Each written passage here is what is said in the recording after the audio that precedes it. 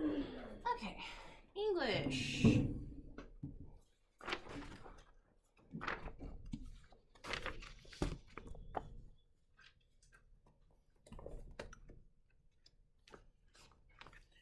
Lose it, don't lose it. Week 7, Tuesday.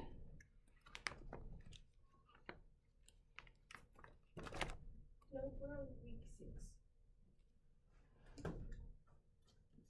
Use it, don't lose it? Oh.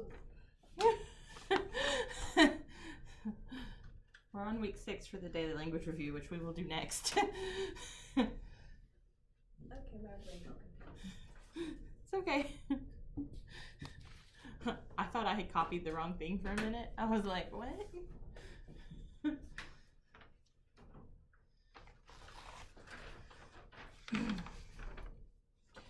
Okay, number 1.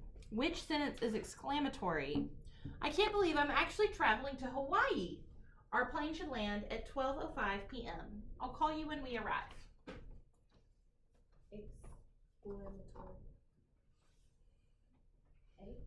Yes, very good. Because exclamatory is an excited. Shows emotion. Not necessarily excited, but shows emotion. Okay, number 2. Explain the meaning of the sentence. It was a red letter day for my cousin when she finally earned her pilot's license.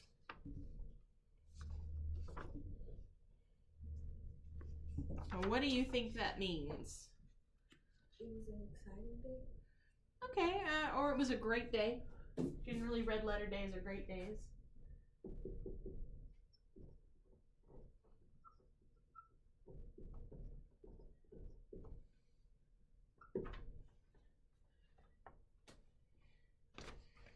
Number 3.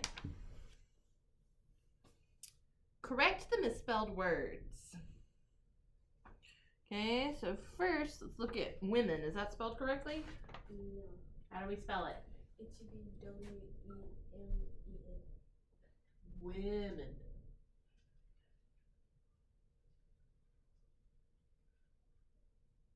Yeah. Not W-E. Woo, woo. W-O. There you go. W-O-N-E-N. Okay. What about Wednesday? Yeah, that's spelled correct. So it's not. The easiest way, you can't think about how it sounds, Wednesday, because you're right, it looks correct. But the way it's actually spelled is Wednesday. W-E-D-N-E-S-D-A-Y.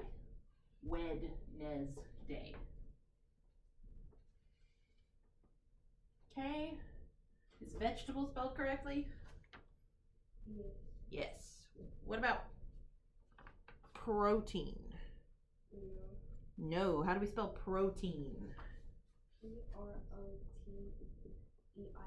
or I-N. I think it's it's E-I-N. Protein. Very good. All right. Number 4. Finish the poem. Asleep, Pete dreamed he was an astronaut, orbiting the world vast and round. Awake, poor Pete was distraught to find. Your poem can vary. Asleep, Pete dreamed he was an astronaut. I'm going to give you mine. You do not have to make it rhyme. Don't use mine. But awake, poor Pete was distraught to find he was nothing but a hound. What's a hound? It's a type of dog. A hound dog. They have long ears and go, oh.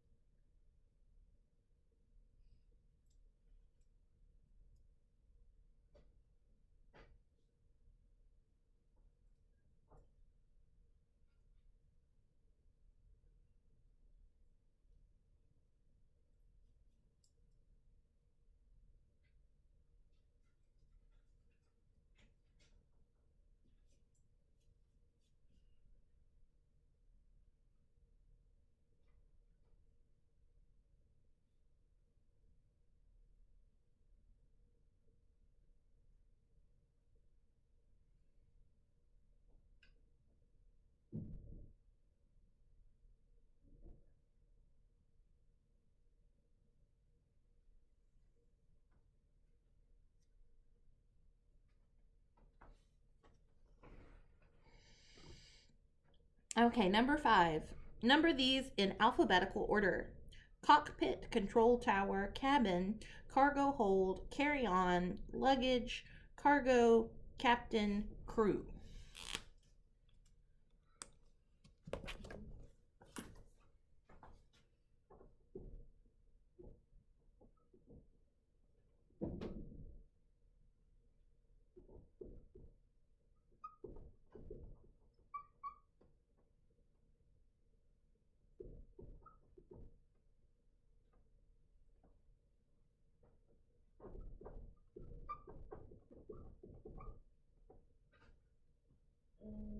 Would you go cargo hold first?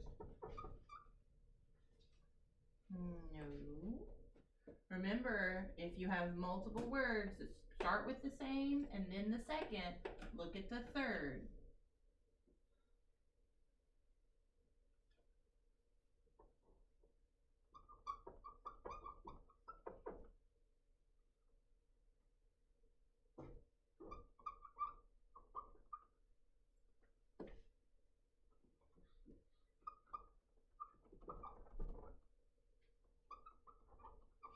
Oh, the first one cockpit. No, baby. You were closer with cargo hold. Look at the second letter, which you did with cargo, which was A, but then you need to look at the third letter. So look at all the words that are CA and then look at the third letter of all those words and decide which one comes first.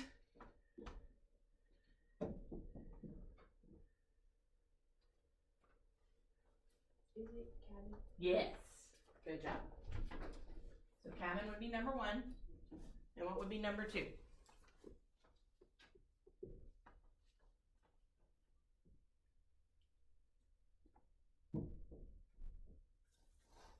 Would it be after cabin would be the cockpit?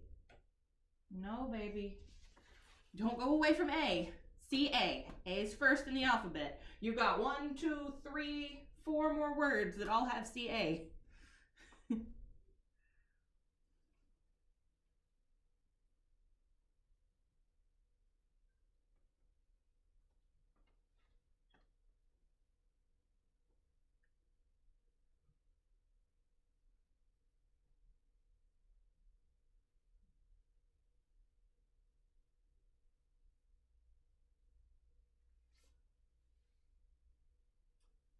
Captain? Yes, very good. Captain would be number 2. Okay, and then what's number 3?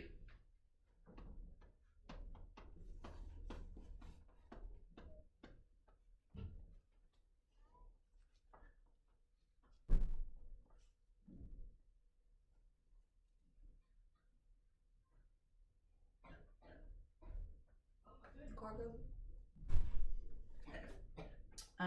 Yes. Cargo would be number 3. Then what's number 4? Cargo hold? Yes. 5. Carry on? Yes. Good. Okay, 6.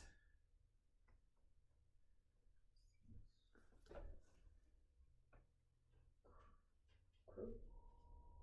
Crew? Do your alphabet song.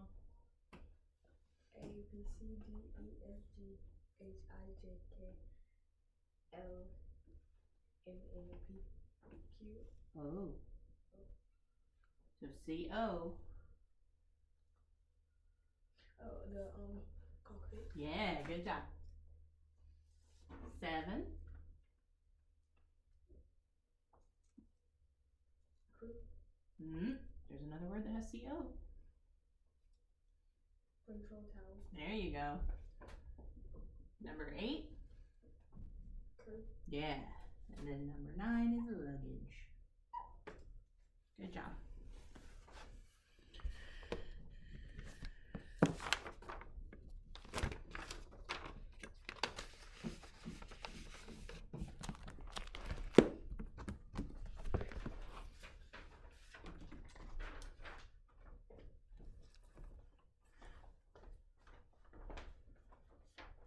Okay.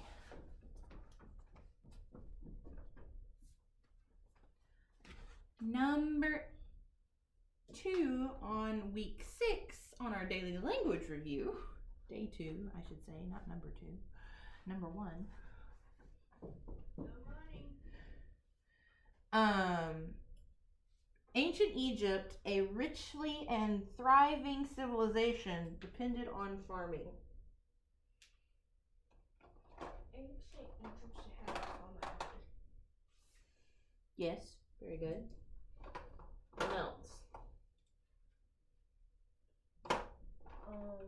It's either gonna be is a richly thriving civilization or has a richly thriving civilization. You're kind of on the right track, but we don't need to change A. We need to change richly. Richly, I don't even think that's a real word. I don't know. I'm gonna look that up. Is richly a real word?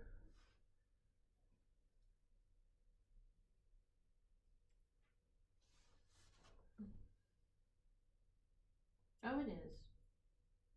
Richly deserved. Okay, well, it's not a good word for this sentence. Because richly is an adverb, and this should be an adjective. So it should be a rich. Rude lid. Ancient Egypt. We do need to leave those both capitalized. Comma. A rich and thriving. What's wrong with civilization?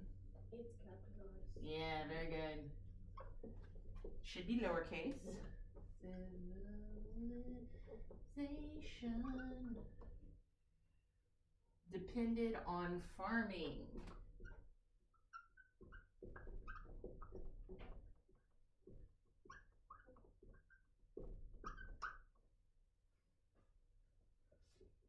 Period.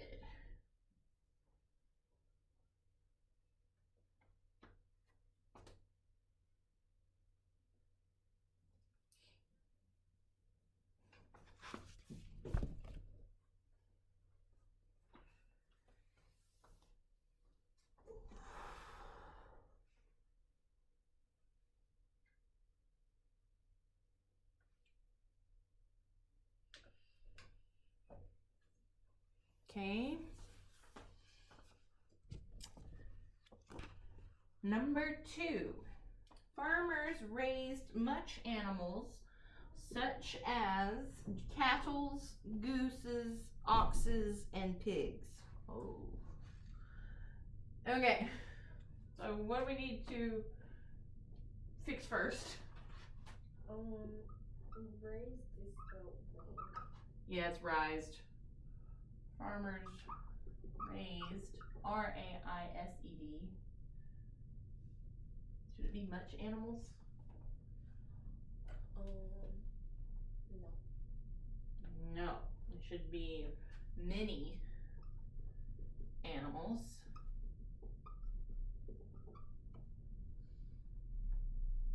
And then instead of a comma, well, we can leave that comma, but we need such as semicolon. Okay. Semicolon. It's a dot above a comma.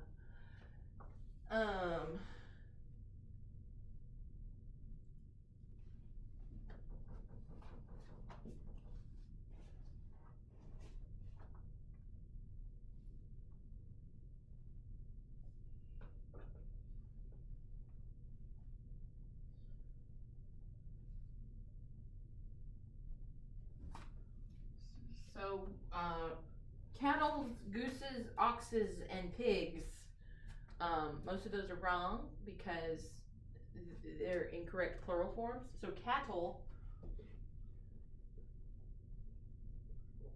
is proper plural form for cattle. Geese is the proper plural form for goose. Oxen is the proper plural form for ox. And pigs is right. There's not a different version of pigs. It's plural. Geese and oxen and cattle. Oh, let me make sure I'm telling you right about cattle. What's the plural word for cattle? Okay, I was right. So the plural of cattle is cattle, and the plural of geese, or the plural of goose is geese, and the plural of ox is oxen. These are considered irregular plurals. So I don't know if you remember that from before, but irregular plurals, remember, not all plurals, you just add an S on the end and call it a day. Some things you have to add an ES, like box, it has to be boxes. Fox has to be foxes. Some things you have to get rid of a letter or change it. So words that end with F have to change to V and add ES. So shelf becomes shelves, and some words that end with Y, the Y becomes I and you add ES. So party becomes parties. And then some things like goose becomes geese, ox becomes oxen, mouse becomes mice, child becomes children, things like that. All right, number 3. The crops that grew in the Nile Valley blanked Egypt's people.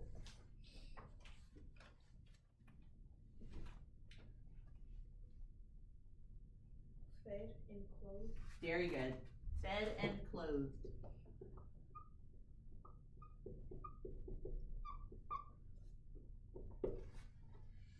And number 4, add punctuation to the sentence. They planted wheat, flax, and a variety of fruits and vegetables.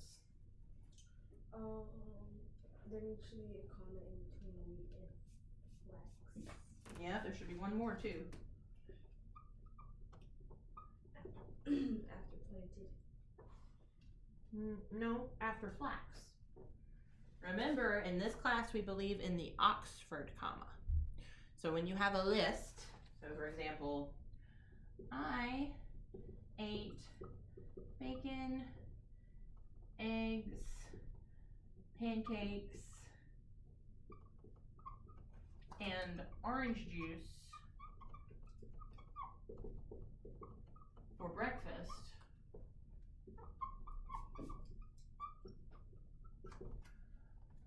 If you don't use an Oxford comma, it would be I ate bacon, comma, eggs, comma, pancakes, and orange juice for breakfast. So it sounds more like I ate bacon, eggs, pancakes, and orange juice for breakfast. Pancakes and orange juice don't sound like they're part of the list. So the Oxford comma comes in between the last word in the list before the and. So in this case up here, flax was the word, but in this case down here, pancakes. So you always, and you're listing things out, and especially in this class, because I will count off if you don't use an Oxford comma, you always want to have a comma before and when you're listing things out. Just when you're listing things out. If it's a conjunction that's like linking two phrases, like my favorite food is Italian and I like ice cream for dessert. That's not a list. Those are two separate sentences that have been combined into one sentence, and you don't need a comma then. But in a list, you always want a comma before and. All right. I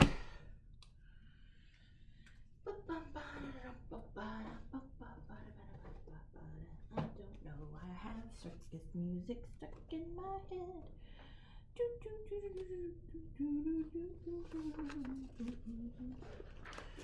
All right, and let go of my finger. Okay, we're talking about the difference between action and being verbs today. So what's an action verb? Verb that's telling action. Yeah, can you give me an example? The guy was running up the hill. Okay, good. What's a being verb?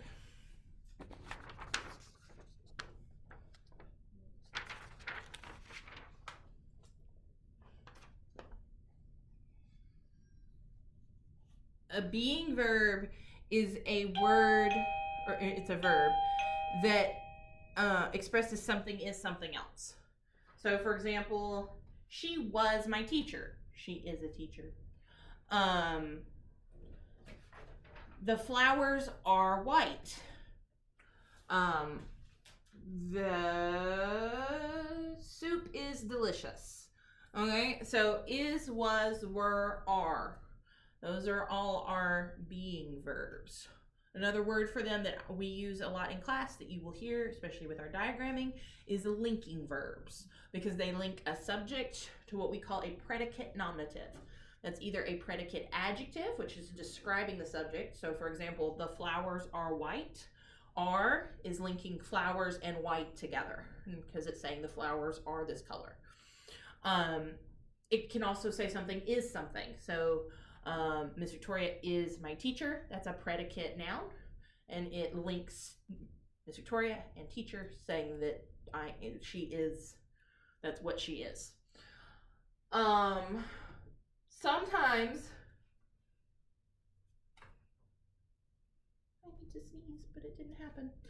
Sometimes a being verb can look like an action verb. So, for example, the flowers smelled wonderful. Smelled sounds like an action verb, right? Because we know smelled is an action. In this case, if we replace smelled with is or was or were or are, does the sentence still make sense? The flowers are wonderful. That sentence still makes sense, right? So in that case, smelled is actually a being or a linking verb. Have we heard from